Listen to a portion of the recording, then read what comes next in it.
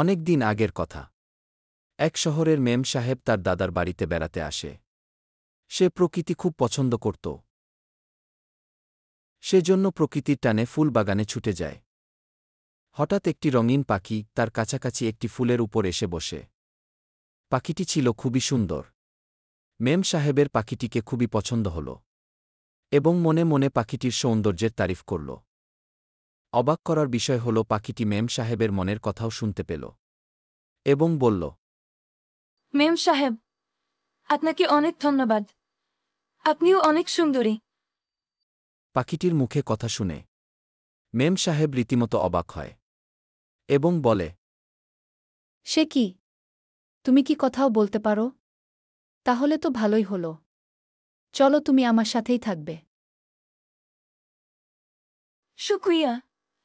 আমার কোনো সমস্যা নেই। চলুন তাহলে।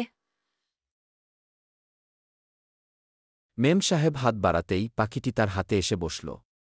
তারা আর দেরি না করে ঘরে ফিরে গেল। একদিন মেম সাহেব পাখিটির সাথে গল্প করতেছিল। কথার এক ফাঁকে পাখিটি মেম সাহেবকে একটি অদ্ভুত প্রস্তাব করল।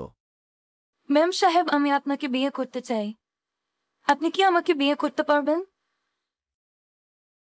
তাই নাকি? তুমি আমাকে বিয়ে করতে চাও? কিন্তু তুমি তো পাখি। তাহলে বিয়ে কি করে সম্ভব?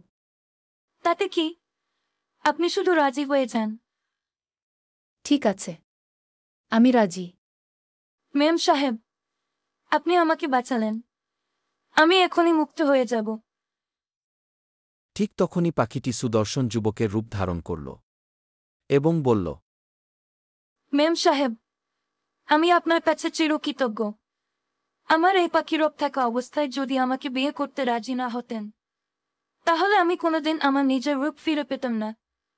12 বছর ধরে এই পাখি রূপে দাঁড়ে দাঁড়ে ঘুরছি। কেউ আমাকে বিয়ে করতে রাজি হয়নি। তোমার এই দশা কিভাবে হলো? 12 বছর আগে এক দরবেশ বাবার আশ্রমে থাকা একটি পাখিকে আমি মেরে ফেলি। দরবেশ বাবা রাগ করে আমাকে অভিশাপ দেয় এবং আমি একটি পাখি হয়ে যাই।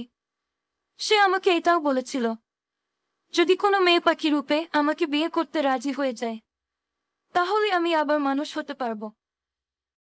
ঠিক আছে, চলো আমরা আমাদের বাবা মায়ের সাথে এ ব্যাপারে কথা বলি। এ কথা বলেই তারা দুজনে তাদের নিজ নিজ বাবা মায়ের সাথে দেখা করতে যায়।